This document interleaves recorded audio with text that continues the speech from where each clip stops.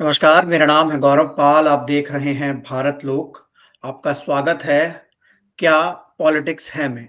ये हमारा कार्यक्रम है जिसमें हम हाल-फिलहाल में चल रहे जो मुद्दे होते हैं उनको उठाते हैं और उसके पीछे की राजनीति क्या है, ख़ासकर उस पे चर्चा करते हैं। आज के हमारे इस विशेष कार्यक्रम की मेहमान दृष्टि गुप्ता जी हैं जो कि सीनियर जर्नलिस्ट हैं, इससे पहले राज्यसभा टीवी में एंकर रह चुकी हैं, एएनआई में रिपोर्टर रह चुकी हैं। मैम आपका बहुत-बहुत स्वागत है हमारे इस कार्यक्रम में। बहुत-बहुत तो शुक्रिया। आज आज का जो चर्चा का विषय है वो है वन नेशन वन इलेक्शन। जिस तरीके से आज पूरे दिन वन नेशन वन इलेक्शन की खबरें छाई रही और लोकसभा में आज ये बिल पेश हुआ। इससे पहले इसको कैबिनेट से अप्रूव करा दिया गया था और काफी दिन पहले से वन नेशन वन इलेक्शन को लेकर माहौल बनाया जा रहा था। लगभग दो एक डेढ़ साल से पहले से माहौल बनाया जा रहा था। तो आज वो दिन आया जब ये बिल लोकसभा में पहुंचा।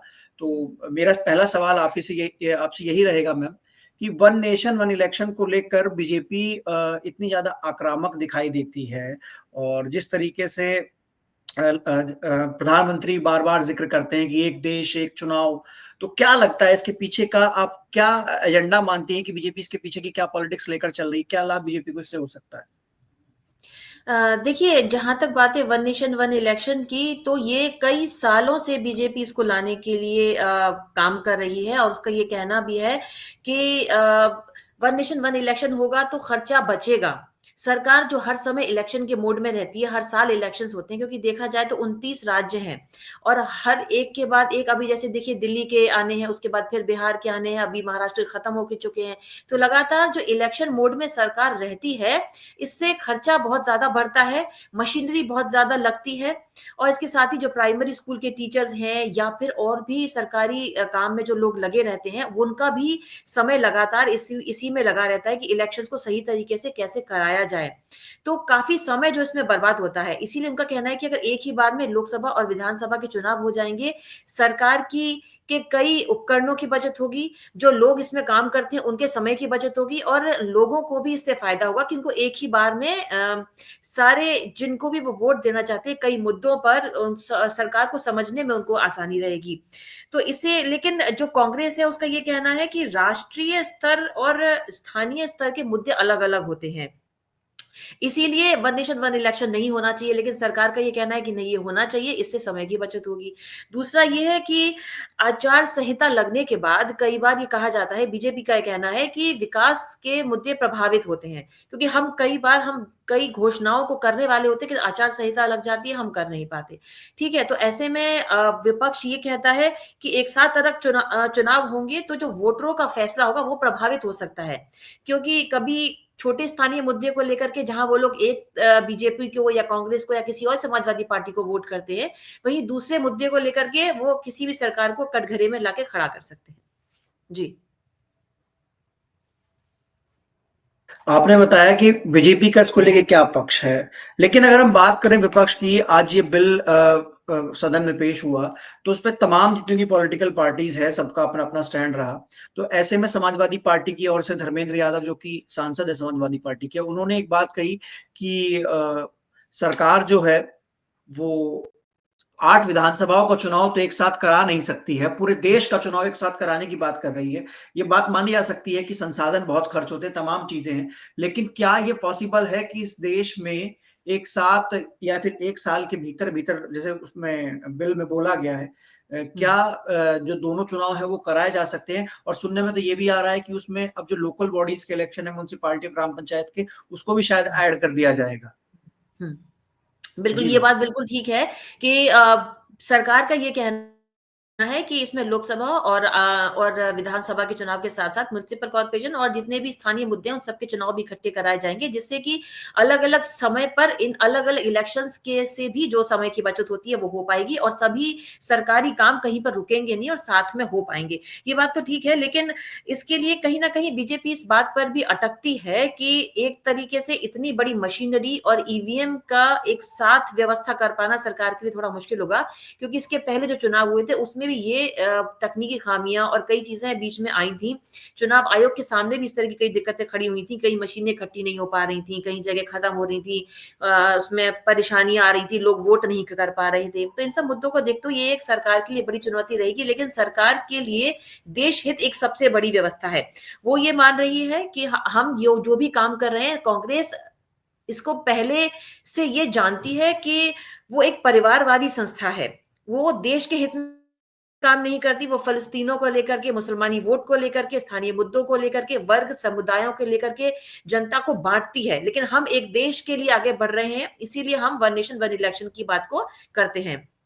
उनका ये भी कहना है कि इसके पहले 52 और 57 में भी इस तरीके के इलेक्शंस एक ही साथ हुआ करते थे, लेकिन कांग्रेस ने जब केरल में इस तरह की बातें सामने आई, इलेक्शंस हुए, उसको लेकर के उन्होंने अलग अलग चुनाव कराने शुरू कर दिए।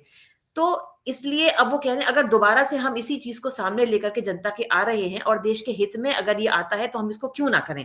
विपक्षी पार्टियां भले ही इसको लेकर के कई तरह के हंगामे करते रहे सदन में, लेकिन जो देश हित में होगा बीजेपी वही करेगी। तो इसके लिए सरकार एक तरीके से कहते हैं लामबंद है।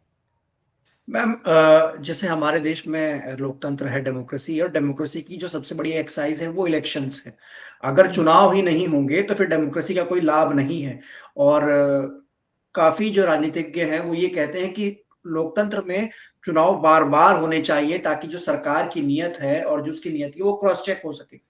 तो मेरा ये मानना है कि अगर 5 साल में सारे चुनाव एक बार हो गए तो ऐसा नहीं होगा कि सरकारें जो होंगी वो 4 साल के लिए, 3.5 साल के लिए तानाशाह हो जाएंगी और बाद के 1 साल में वो लिबरल हो जाएंगी और वो जनता के हिसाब से फैसले करेंगे और बाकी 4 साल वो बिल्कुल तानाशाहों की तरह काम करेंगी।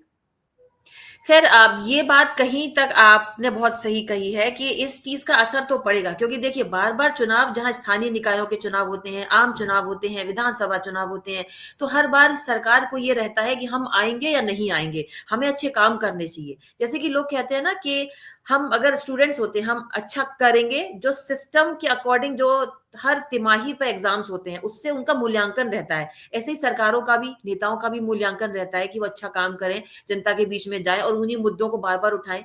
लेकिन जहां एक तरफ मायावती भी अब इस में सामने आ गई हैं, उन्होंने भी खुल के कहा है कि नहीं, हम भले ही सरकार के खिलाफ है नहीं है, लेकिन हम इस वन नेशन वन इलेक्शन का समर्थन करते हैं, क्योंकि वो भी चाहती है कि हमारे पास दावे और मुद्दे उतने ज्यादा बताने के लिए जनता को नहीं है। हम हर बार एक ही मुद्दे, एक ही दावों पर बार बार चर्चा करके जनता को अपने हित में कैसे करें, कैसे वोट डालने को बोलें, जिनके पास कई मुद्दे हैं। विपक्षी पार्टियां कभी मुसलमानों का मुद्दा उठाती हैं, कभी बहुत ही मंदिरों का मुद्दा उठाती हैं, कभी मस्जिदों का मुद्दा उठाती हैं, इस पर जनता को बांटने की कोशिश करती हैं, इसीलिए वो वोट बटोरने की कोशिश करती हैं। लेकिन बीजेपी का कहना है कि हमारा हमेशा से ही देश हित में लेकर के एक मुद्दा चला है और हम हमेशा कभी भी जनता को बांटने की कोशिश नहीं करते। हम तो बल्कि कहते हैं कि ये बटेंगे तो कटेंगे, हमें साथ में रहना चाहिए, हमें साथ मिलकर देश को प्रगति की तरफ ले जाना है। इसलिए उनका ये कहना है कि हमें, अगर हम एक मुद्दे पर चलें और सामने से बात करें और देश के हित में काम करें, जो कि पहले भी संविधान में होता रहा है, हम संविधान को बदलने की कोशिश नहीं कर रहे हैं, बल्कि विपक्षी पार्टियां इसको तोड़ मरोड़ कर हमारे चीजों को पेश कर रही है जनता के सामने। यही एक मैम, मेन आपने मुद्दा। ये आपने बात बोली, मैं आपको कल्याण बनर्जी जो कि उन्होंने आज संसद में बोला है कि ये अल्ट्रा वायरस है, और जो ओवैसी बोले हैं कि ये डेमोक्रेसी का, पार्लियामेंट्री डेमोक्रेसी का उल्लंघन है। सुप्रिया सुले बोली है कि ये संविधान विरोधी है। मैम, ये सब लोग बोल रहे हैं कि संविधान विरोधी है, ये तमाम चीजें हैं। तो फिर हमारी दर्शकों की समझ में ये नहीं आ रहा है कि जब ये बिल रखा गया आज सदन में और बीजेपी इसको लेकर इतना बड़ा माहौल बना रही थी, जब इस पर चर्चा चल रही थी, तो बीच में फिर अमित शाह ये क्यों बोल देते हैं कि इसको जेपीसी में भेज दिया जाए। मतलब अगर बीजेपी इसको लेके इतना बड़ा माहौल बना के लाई है और वो एकदम से पास कराने के मूड में थी, कैबिनेट से पास हुआ, तो फिर जेपीसी को क्यों रिकमेंड करा दिया गया और उस पर विपक्ष भी तैयार हो गया कि हाँ ठीक है जेपीसी भेज दीजिए। इसको लेकर मैं थोड़ी सी आपसे राय लेना। जी, बिल्कुल। देखिए, जब कोई बिल हम संसद में पेश करते हैं, ठीक है, संशोधन विधेयक एक तरीके से कहा जा रहा है इसको, 2004 का, और इसको संसद में पेश किया गया, लोकसभा में पेश किया गया। और जब इसके बाद कई विपक्षी पार्टियों ने हंगामा शुरू कर दिया क्योंकि देखिए कभी भी जो भी बिल पेश किया जाता है उस पे हमेशा डिस्कशन होता है कि इसके क्या अच्छे पहलू हैं, क्या बुरे पहलू हैं, तो उन सब पे चर्चा हुई। लेकिन विपक्ष के हंगामे के बाद फाइनली ये हुआ कि नहीं, इस पे वोटिंग की जाए। तो इसके पक्ष में 269 वोट पड़े और विपक्ष में 198 वोट पड़े। तो जब ये हुआ कि कई लोग विपक्ष में है और वो लोग कह रहे हैं कि हम इसका साथ नहीं देंगे, इसको नहीं आना चाहिए बिल को, तो फिर जेपीसी में इसको भेज दिया गया। क्योंकि जेपीसी पे क्या होता है कि नॉन पॉलिटिकल डिस्कशन होता है, इसमें राजनीतिक चीजों को नहीं देखा जाता बल्कि देश हित को आगे रखा जाता है। तो ऐसे में देश हित को रखने पर तार्किक बातें होती हैं, तर्क के आधार पर बातें होती हैं, और सबका ये माना जाता है कि हर कोई जो इस बात को कह रहा है उनका एक अर्थ है, एक मतलब है। कानून का मूल्यांकन किया जाता है, सजेशंस दिए जाते हैं कई पार्टियों के द्वारा, कई सांसदों के द्वारा, कि देश के हित में ये कितना अच्छा रहेगा। तो इसी में फेरबदल करके कानून को फिर एक रिपोर्ट तैयार कर दी जाती है और एक कानून का नया प्रारूप तैयार होता है और फिर वापस ये कैबिनेट में चला जाता है। इसीलिए इन सब ने ये कोशिश की कि इसको जेपीसी में भेज दिया जाए, ताकि संयुक्त रूप से जो भी कमिटी इस पर विचार करेगी, जो मूल्यांकन करेगी, वो सब के सामने आएगा। ये जेपीसी की जाने की ये बात रही, लेकिन बीजेपी कितना चाहती है कि वन नेशन वन इलेक्शन आए? क्या इससे जरूरी और कोई मुद्दा नहीं है इस देश में इस समय? जैसे एक बात होती है वन नेशन वन एजुकेशन की बात होती है, one nation one health infrastructure की बात होती है, तो उसको ना लेकर BJP one nation one election पे ही ज्यादा क्यों फोर्स कर रही है? क्योंकि बार बार जो विपक्षी पार्टियां, उनका आरोप है कि संविधान बदलने की बात भाजपा करती है और इसी तरीके से धीरे धीरे शुरुआत कर रही है, पार्लियामेंट्री डेमोक्रेसी में चेंज कर रही है। तो ये तमाम चीजें हैं, तो बीजेपी के लिए ये मुद्दा इतना जरूरी क्यों हो जाता है? क्योंकि मेरा मानना ये है कि कोई भी राजनीतिक दल बिना उसके पीछे की राजनीति को देखे कुछ नहीं करता है। वो उसके लिए बाकी हित सब बाद में होते हैं, लेकिन पहले उसके लिए अपनी पार्टी का अपना हित पहले होता है। तो बीजेपी का इसमें अपना पर्सनल हित क्या दिखाई दे रहा है? क्या उनको लगता है कि अगर वन नेशन वन इलेक्शन होगा तो क्या वो पूरे देश में लोकसभा और विधानसभा की सरकार एक साथ बना पाएंगे? मुद्दों पर किस तरीके से आपसे? देखिए, इसमें कई सवाल आपने इकट्ठे पूछे हैं, कई सारी बातें हैं, क्योंकि जब ये कहा जा रहा था कि इस बार हम जो भी संसद का शीतकालीन सत्र होगा बहुत हंगामेदार रहेगा, क्योंकि सरकार कई विधेयकों को लेकर के आना चाह रही थी। 9 विधेयक लाना चाह रही थी, 2 लंबित पड़े हुए थे, उन पे भी चर्चाओं की बात हो रही थी, तो हंगामेदार रहना लाज़मी था कि इस बार रहेगा। और सरकार ने कई नए, जैसे वक़्फ़ संशोधन अधिनियम भी आया, और क्योंकि कई नए विधेयक लाने की कोशिश में, उसमें वन नेशन वन इलेक्शन भी एक अहम था, जो कि इस बार सरकार ने पूरी कह सकते हैं कि तब्दीली के साथ इसको पेश कर दिया आज लोकसभा में। ठीक है, काफ़ी हंगामा रहा। लेकिन एक चीज़ है कि कांग्रेस जहाँ एक तरफ संविधान की कॉपी लेके दुनिया भर में घूमती है, ये दिखाती है कि हम संविधान के साथ हैं, हम संविधान को बदलना नहीं चाहते हैं, डॉक्टर अंबेडकर ने जिस तरह से संविधान को बनाया है, हमारा देश उसी हित में आगे बढ़ेगा। और बीजेपी संविधान में संशोधन करना चाहती है, चीज़ों को खराब करना चाहती है, जो देश हित में नहीं है, जो कि पूरी तरीके से असंवैधानिक है। कांग्रेस ने इसको असंवैधानिक बना दिया। लेकिन बीजेपी का ये कहना है कि जिस तरीके से संविधान पहले चलता था, इस बार भी चलेगा। कांग्रेस जिस तरीके से संविधान का दुरुपयोग कर रही है, जिस तरीके से इंदिरा गांधी ने दुरुपयोग किया, जिस तरीके से नेहरू जी के ज़माने में दुरुपयोग किया, उस तरीके से हम इसका दुरुपयोग नहीं कर रहे हैं। हम जनता को साथ में लेके चलते हैं। हम किसी वर्ग विशेष, किसी समुदाय विशेष से चर्चा करने के बाद ही उस कानून को लेकर के आते हैं और तभी पास करते हैं। दोनों सदनों में पास होता है, पूरी चर्चा होती है, समय दिया जाता है कि हर कोई सांसद, जनता इस पर अपनी राय रखे और फिर ही हम उसको लेकर के आएँगे।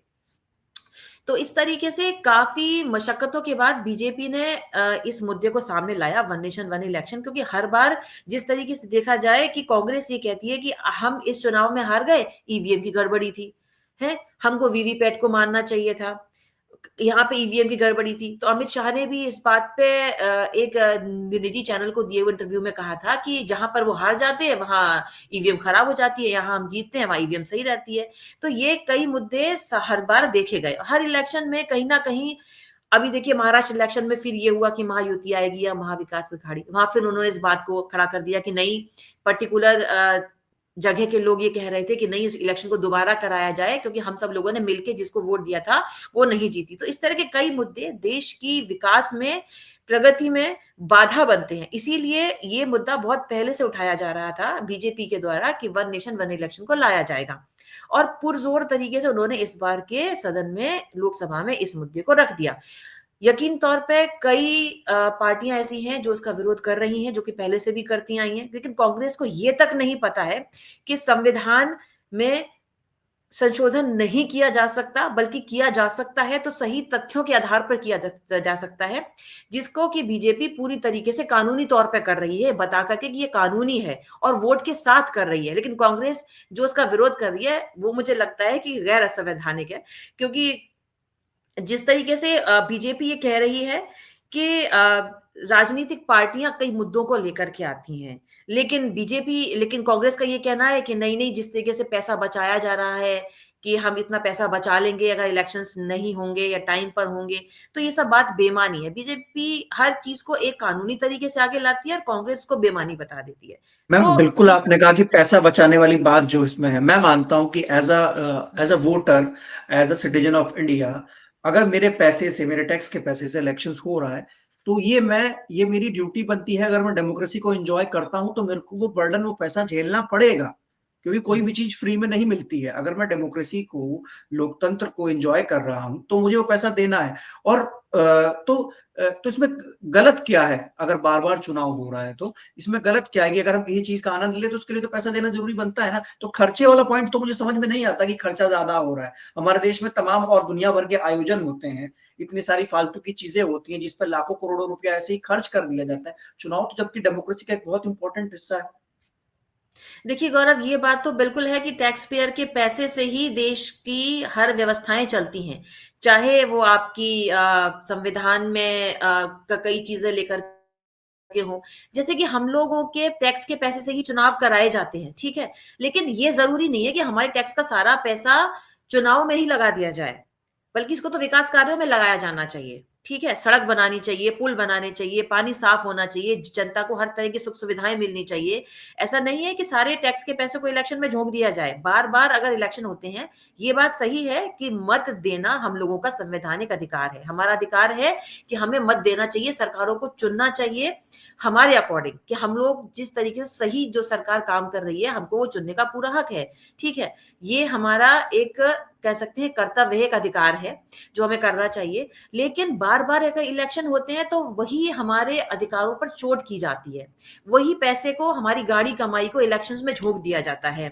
कई लोग पैसे बांटते हैं, कई लोग शराब बांटते हैं, कई लोग उल्टी चीजें दावे करते हैं, कई सारे ट्रक भर के पैसा आया जाता है, कई सारी ऐसी चीजें जनता के बीच में बांटी जाती है। इस तरह के कई आरोप भी लगते हैं जब इलेक्शंस होते हैं कि गैर संवैधानिक तरीके से वोट खरीदे जा रहे हैं, सांसदों को खरीदा जा रहा है। तो उन्हीं सब पैसों की बर्बादी के लिए कहा जाता है कि एक बार में अगर सरकार का चुनाव हो जाएगा तो जनता के भी हित में रहेगा, जनता की प्रगति में भी कोई बाधा नहीं आएगी, और सारे काम भी जो भी सरकार करना चाहती है, सड़क बनाना, पुल बनाना, नए नए एयरपोर्ट्स बनाना, अन्य जगहों पर जाना, विदेशों में लोगों से बात करना, तो वो सभी सुचारू रूप से चलते रहेंगे। ये अलग बात है कि हाँ 5 साल के लिए एक सरकार तय हो जाएगी, तो ये रहेगा कि उसे घमंड हो जाएगा कि हम 5 साल के लिए फिक्स हो गया, हमें कोई बदल नहीं सकता। लेकिन इसके बिल्कुल विपरीत मैम, बिल्कुल। एक मैम बात और एक, है। जी। जी जी, बोलिए बोलिए, आप पूरा कीजिए। लेकिन एक बात और है कि उस सरकार को एक कॉन्फिडेंस आ जाएगा कि अब हम अपनी तरीके से देश को बिना किसी अड़चन के चला सकते हैं, दूसरी कोई सरकार बीच में आकर के अब प्रगति और विकास के कार्यों को रोक नहीं सकती। जी। मैम ये तो आप, लेकिन अगर इतनी सारी बातें हैं तो इलेक्शन में तो चुन के कोई भी आ सकता है। ये जरूरी थोड़ी कि वन नेशन और इलेक्शन से बीजेपी ही चुन के आएगी। वहां तो मुद्दों की बात है, जिसके मुद्दे हिट करेंगे, जिसके मुद्दे स्ट्राइक करेंगे, वो चुन के आएगा। अगर विपक्षी चुन के आ जाता है वन नेशन वन इलेक्शन में दोनों जगह पर, तो फिर क्या दिक्कत है? ये लोग क्यों विरोध कर रहे हैं इसका? इनके हाँ, तो विरोध के ये पीछे बात की पॉलिटिक्स क्या है? बिल्कुल, बिल्कुल, ये बात आपने बिल्कुल ठीक की। बीजेपी ने कभी भी नहीं कहा है कि आगे के कई सालों तक हम आएँगे। उन्होंने ये भी नहीं कहा है कि हमें ही वोट दें। उन्होंने तो ये कहा है कि हम देश हित में काम कर रहे हैं, वन नेशन वन इलेक्शन देश के हित में है, इससे सरकारी पैसा बचता है और लोगों का जो गाढ़ी कमाई है वो बेकार नहीं जाती है, वो प्रगति के कामों में लगती है। इसीलिए वो वन नेशन वन इलेक्शन ला रहे हैं। उनका ये बिल्कुल भी नहीं कहना है कि आप बीजेपी को ही वोट दो या हमारे लिए ही फ़ायदेमंद रहेगा। बिल्कुल कांग्रेस भी आ सकती है, कांग्रेस के अलावा और भी कोई अच्छी पार्टी है वो भी आ सकती है, और इससे ये देश हित में है, इसीलिए बीजेपी चाहती है कि वन नेशन वन इलेक्शन लाया जाए, ना कि किसी पार्टी के हित में, ना कि किसी पर्टिकुलर इंसान के हित में। वो ये कह रहे हैं इससे सिर्फ एक ही आदमी को फायदा होगा अगर वो उसका विरोध कर रहे हैं तो, या कह रहे हैं कि मोदी जी को फायदा होगा, लेकिन इससे किसी को फायदा नहीं है।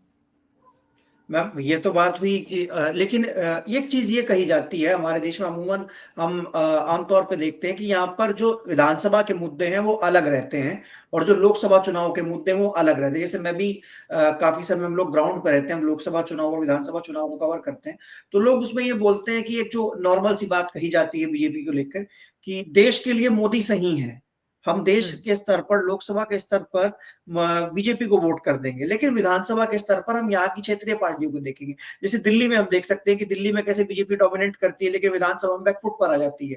आप झारखंड चले जाइए, आप कहीं तमाम महाराष्ट्र में आप देख लीजिए, आपको तो वहां पर लोकसभा में तो कांग्रेस को ज्यादा प्रेफरेंस मिला, लेकिन अब विधानसभा में बीजेपी को मिल गया।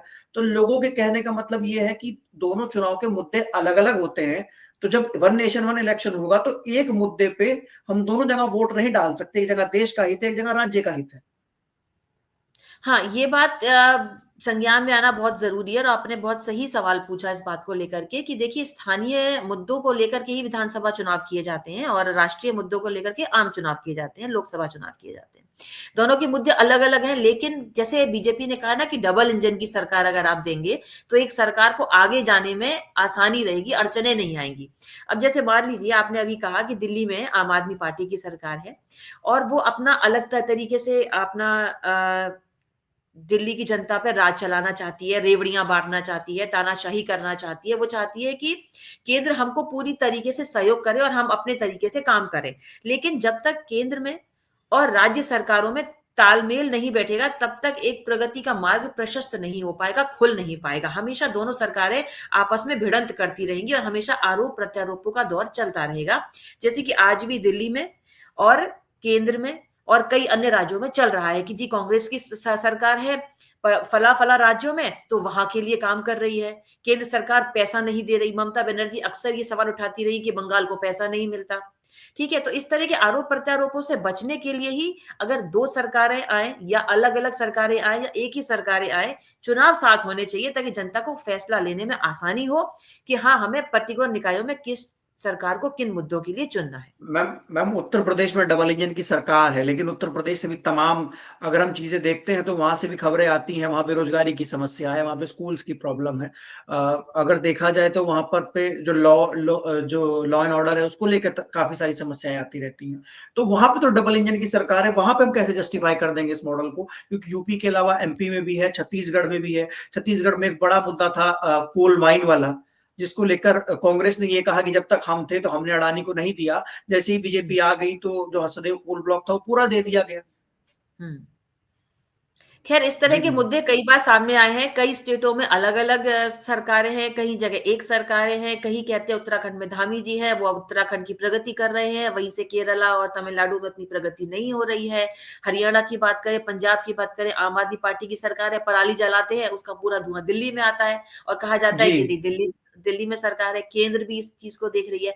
इन्हीं सब चीजों को अलग करने के लिए बिल्कुल आपने सही कहा था कि उत्तर प्रदेश में और केंद्र में अब डबल इंजन की सरकार है, फिर भी काम नहीं हो पा रहे क्योंकि अन्य समाजवादी पार्टियां या फिर आपका मायावती की पार्टी बीएसपी कई सारी पार्टियां एक दूसरे पे आरोप प्रत्यारोप में लगी रहती हैं। एक सरकार को काम करने का पूरा मौका तो देती है, लेकिन वर्ग विशेष और समुदाय विशेष में बांटने का ये जो काम अन्य पार्टियां करती हैं, इससे सरकार के संचालन की प्रक्रिया में बाधाएं आती हैं बार बार इलेक्शंस में। कहा जाता है ना कि अब देखिए फिर से दिल्ली में चुनाव होने हैं, फिर से सरकारें सक्रिय हो गई हैं, फिर से अन्य पार्टियां सक्रिय हो गई हैं। उत्तर प्रदेश में अब योगी जी को कहा जा रहा है कि हार मिली है तगड़ी, लेकिन अब इनको अपने आप पे सोचना चाहिए कि क्या काम करने क्या काम नहीं करने। तो बार बार इलेक्शन होने से यही सब चीजें प्रभावित होती हैं। इसीलिए कहा जा रहा है कि एक ही साथ इलेक्शन हो जाए ताकि हर सरकार जो भी सरकार हो वो पर्टिकुलर समयावधि के लिए व्यवस्थित हो जाए और व्यवस्थित तरीके से सरकार के कामों को आगे बढ़ाए और देश के हित में बढ़ाए। इसीलिए साथ में इलेक्शंस की बात की जा रही है। जी, बिल्कुल। तो अब हम अपने इस अंक का अंत करने जा रहे हैं। शुक्रिया दृष्टि गुप्ता जी मैम, जो आप हमारे साथ जुड़ी इस पूरे महत्वपूर्ण मुद्दे पर, जो तमाम चीज़ें हैं, जो हमारे दर्शकों के सवाल हैं, उसको आपने मतलब आपके जवाबों से अब सबको उनको जवाब मिल गया होगा कि वन नेशन वन इलेक्शन को लेकर जितने भी सवाल थे सब क्लियर हो गए होंगे। लेकिन अब देखना है कि ये मुद्दा कब पहुँचता है फिर से जेपीसी को ये चला गया, उसके बाद देखते हैं क्या इसमें कुछ बदलाव किए जाते हैं या फिर कुछ सुझाव दिए जाते हैं। उसके बाद ये कब लोकसभा में पहुंचेगा और क्या जेपीसी में चर्चा के बाद जो विपक्ष है उसका stand one nation one election पर बदलेगा। आखिर कब हमको देखने को मिलेंगे देश में वन नेशन वन इलेक्शन, यानी कि 2029 में ये लागू होगा, 2034 में ये लागू होगा, ये तो समय ही बताएगा। लेकिन आपको हमारा ये कैसा लगा, आप हमें लिखकर बता सकते हैं। और ऐसी ही और अधिक मुद्दों पर कि क्या पॉलिटिक्स है, किसी भी मुद्दे के पीछे की राजनीति क्या है, देखने के लिए देखते रहिए भारत लोग। तब तक के लिए चलते हैं, नमस्कार, धन्यवाद।